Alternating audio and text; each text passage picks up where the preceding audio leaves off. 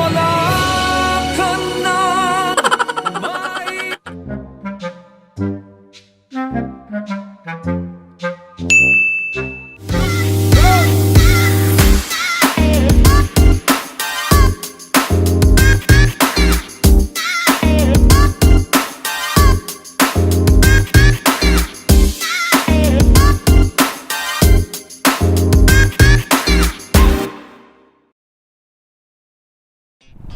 What's up sa inyo mga idol?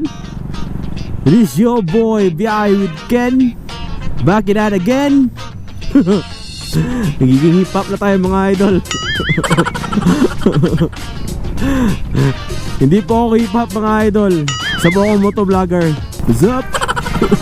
So yun na nga mga idol, what's up sa inyo? At hindi ako hip hop. So nakita nyo sa intro mga idol, walang tubig sa bahay.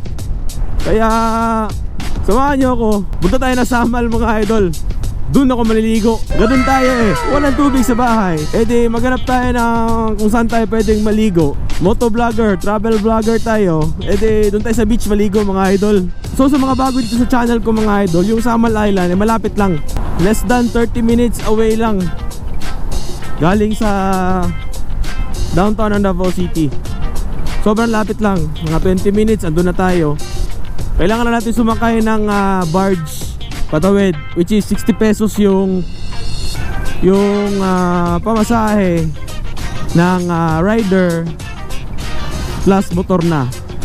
So ganun kamura, easy access na pumunta ng Samal Island kung galing ka dito sa Davao City. Ganun ka easy mga idol. Ayan o, dito na tayo. Ito na yung terminal ng barge. At syempre, kung bago ka dito sa channel ko, don't forget to hit the subscribe button dyan sa baba mga idol. Syempre, subscribe na kayo kasi ganito yung ginagawa natin. Ganito tayo dito mga idol. So, bayad muna tayo, 60 pesos. Ayun yung barge. Sa harap natin. Tapos dito, mababayad 60 pesos. Yun nga, 60 pesos nga, paulit-ulit eh. Isa lang. Isa lang, walang kasama. Kahit sandali, palayain ang pusong di mapigil. Waiting game tayo dito ngayon mga idol. Sakay tayo ng barge. Malamang yan na yung sasakyan natin. A few moments later. Okay mga idol, so dito na tayo sa barge. Nakasakay na tayo at ito yung dagat. Iikot-ikot tayo dito sa barge. So pwede pumunta dun sa taas, pero wag na, nakakapagod umakyat eh. Lapit na naman tayo mga idol. Ayan, ayan yung Samal. Diyan. Yung mga dati ko ng subscribers, familiar na to sa inyo. Lagi ko itong ginagawa noon eh. It's been a while mga idol na bumalik ako dito sa Samal. Last ko pumunta dito, yung kasama ko pa si Boy first time, tsaka si Nikachu. Few minutes away lang from downtown ng Davao City. Kaya ayun, ito yung quick escape natin mga idol. Walang tubig sa bahay. So maghanap tayo ng resort na pwede nating liguan dito mga idol. Balikan ko lang kayo mamaya. See you later mga idol. Okay mga idol, so dito na tayo sa Samal Island. At mabilis lang, dito na tayo agad. Bago tayo pumunta sa kung saan dagat man tayo maliligo, eh may bibili muna ako. Bibili ako ng pangbaon ko mga idol, pagkain. Ito yung paborito ni Boy first time eh, tsaka ni Nikachu. Tara mga idol, dyan lang sa malapit.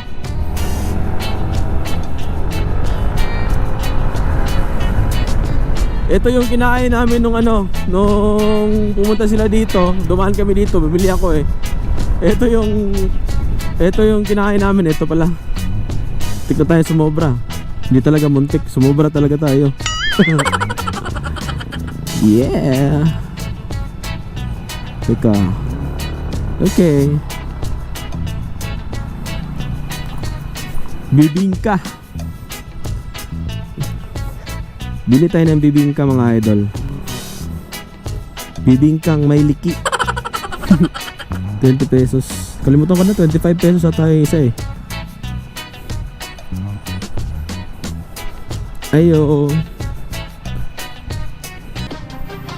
Wala una. Alas 2. Alas 3. Oh. Walang laman. Ito pala. Ito pila. Bili-bensin ko lang. Okay, so ito na yung bibingka na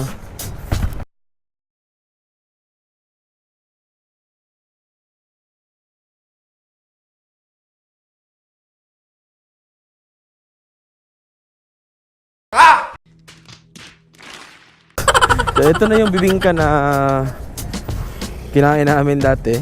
Ito yun. Meron pala dito lalagyan eh. Pwede na yan dyan. Bibingkang may liki.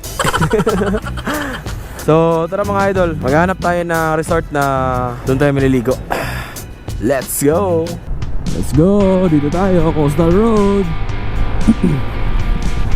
Buko eh. Sarap ko na. Uy, bale. Doon na baka meron din sa ano.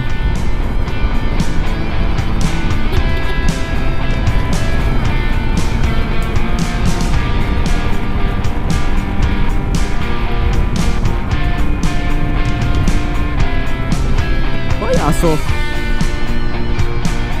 Alis dyan.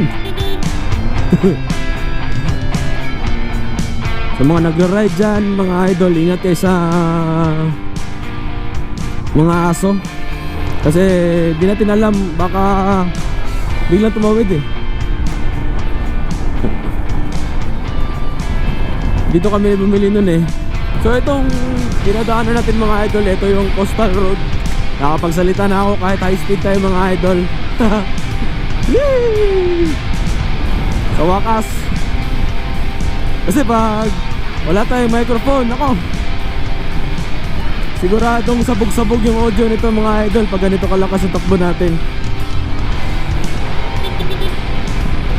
Dito lang kami dumanon eh. Yung kasama ko si Boy first time, saka si Nikacho. Ito yung dinaanan namin Coastal Road. Tapos tumigil kami dun sa unahan, kita yung view ng Davao City. Ito yun. Ang kagandahan kasi dito mga idol, itong daan na to, wala masyadong dumadaan na mga sasakyan eh. Konti lang. Kasi yung main road talaga mga idol, dun sa parang dun sa taas, diversion road nila. Mas malapit doon ng konti. Pero ako, mas prefer kong dumaan dito. Kasi konti lang yung dumadaan, halos motor lang, tsaka private. Walang bus na dumadaan dito mga idol. Kasi dun sa taas dumadaan yung bus eh. Wala nang helmet mga tao dito mga idol. Yuso.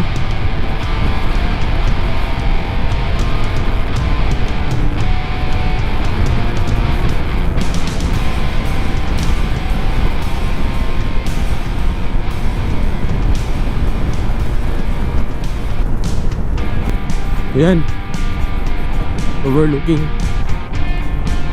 Ito sa right side, overlooking na dyan. Kita na yung buong Davao.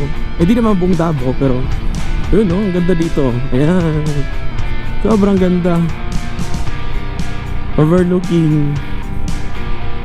Wow.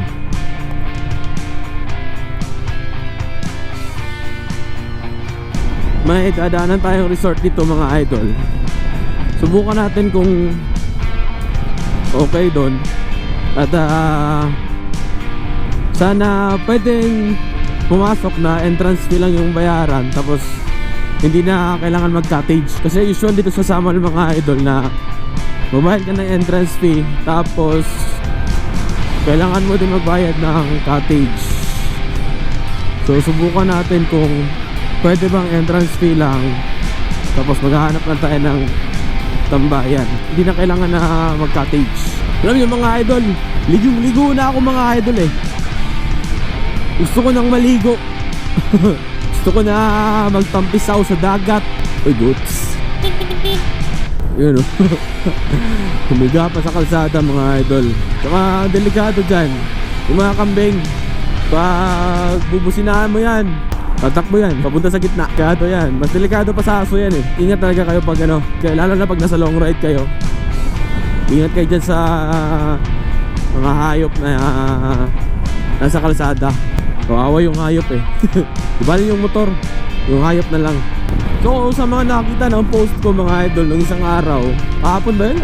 Isang araw, nagkakaproblema ako sa audio ng GoPro natin. Kaya hindi ako makapag-vlog. Pangatlong beses ko na to lumabas. Nung unang 2 beses na lumabas ako para mag-vlog, pag uwi ko ng office, tapos mag-e-edit na sana ako, walang audio yung mga vlog ko. Pila interest na rin boss? 150. Pero kailangan mabayad ng cottage. Pwede na may table. Naibayad na table 100. Ay okay na. Sige anak lang. Sige. Diretso na dito. Dire bayad. Dire mabayad.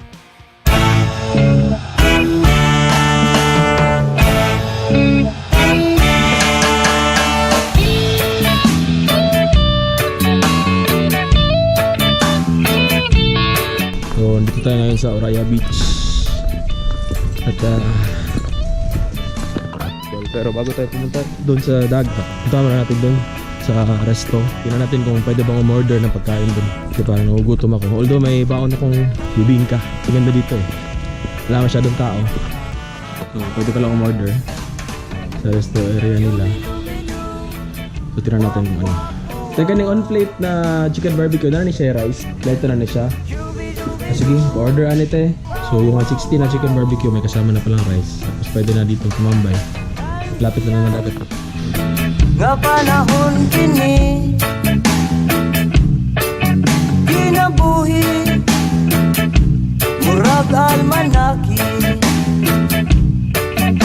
So mag-base muna ako mga idol kasi ligo yung pinunta natin dito eh. So may ligo tayo dyan. Dyan. Kita nyo ba? Basta dyan. Niligo tayo dyan sa dagat. Ligo tayo dyan sa CR para mabihis kasi ito na nga. Naka-ready yung pants ako, naka-sapatos. Nag-base tayo ng shorts para maligo tayo dyan.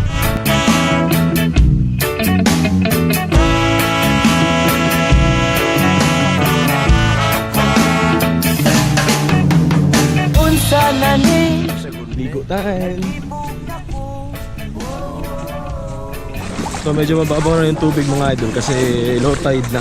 Maganda pumunta dito pag umaga. Siguro mga 6 to 7 AM medyo malalim pa yung tubig. Pero pag ganito medyo tanghali na. Pero at least itong part na to ng Samal hindi nawawala ng tubig. Kahit low tide may tubig pa rin yung dagat. Tsaka kaganda dito mga idol, hindi masyado mabato. Kaya hanggang yung part ito.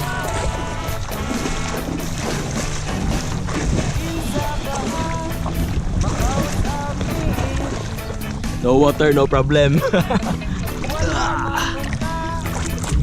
ako'y sala nganong ako'y napasan sa imong kalibutan. Basin tungod membro ako'y katawhan kasi mo panuling. Dito medyo okay, medyo malalim. Hanggang legs na. So dito tayo. Yes! Malibig tayo dito. Alright. Pag ganitong weekdays kasi mga idol, pag ganitong resort, dito mismo hindi ganong matao. Kaya kung gusto nyo mag-relax, okay dito kasi di maingay. Tsaka itong resort na to, walang video okay. Kaya napaka-peaceful. Sobrang saya kahit ako lang mag-isa. Para akong tanga dito. Although may mga tao, nakatingin sila sa akin kasi para akong baliw. Pero pinagtitingin na talaga ako dito mga idol. Bahala sila. Wala akong pakialam sa kanila. Bahala sila dyan sa buhay nila. Sa alimpatakan punto dali makitaan nga no kinsa naunsa na ka. Bago tayo bumalik dun sa resto area nila mga idol, dito muna tayo. Punta tayo dun. Pero mainit yung inaapa ko nung mga idol. Bilisan natin kasi mainit yung kahoy. Wala akong tsinelas eh.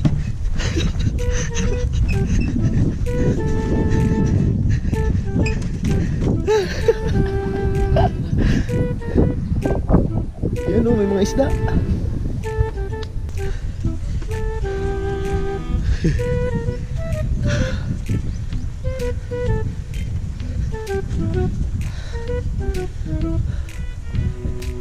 Maganda mag-swimming dito mga idol. Kaso malalim. Malalim mo dito eh. Ayun, may mga isda talaga mga idol.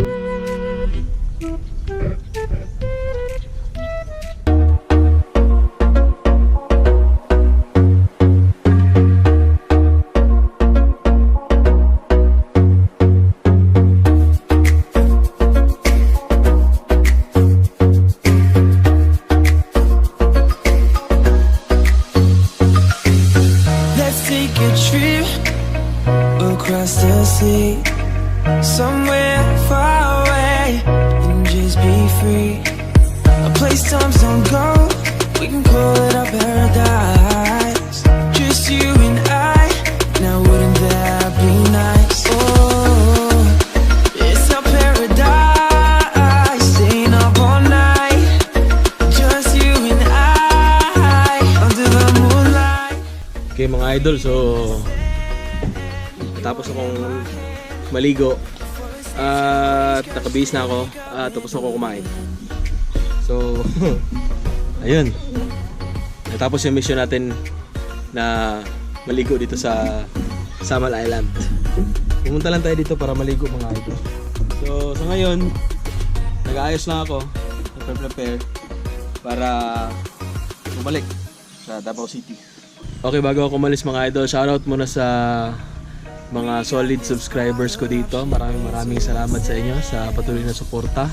Shoutout din sa Team No Skip Ads. Thank you sa hindi pag-skip ng ads. Shoutout din sa mga sponsors ko, Motomart, Scorpion Helmets PH, Overdose Motoproducts, Motowolf, at may dalawa pang sponsors na papasok soon mga idol. So advance thank you. Di ko muna ilalagay yung pangalan, di ko pa pwedeng sabihin, pero basta dalawang sponsors. Staying up all night, just you and I, under the moonlight, feet in the stand, your hand, my hand, fall asleep to the waves crashing, wake up and do it again. So dito na tayo sa barge. Palis na tayo ng Samal Island. Yun, doon tayo galing. Yung pinunta natin, dun yun banda sa may likuran. Yung dito na lang muna yung vlog mga idol. Maraming salamat sa panonood. At maraming salamat sa pagsama sa biyahe ko ngayon. At kung bago ka dito sa channel ko, don't forget to like, comment, and subscribe. Kita-kits sa susunod na vlog mga idol. Magandang weekend at lagi yung tandaan mga idol na ride safe, God bless, and always spread the good vibes mga idol. Maraming salamat. Yun lang mga idol. Kita-kits! Peace!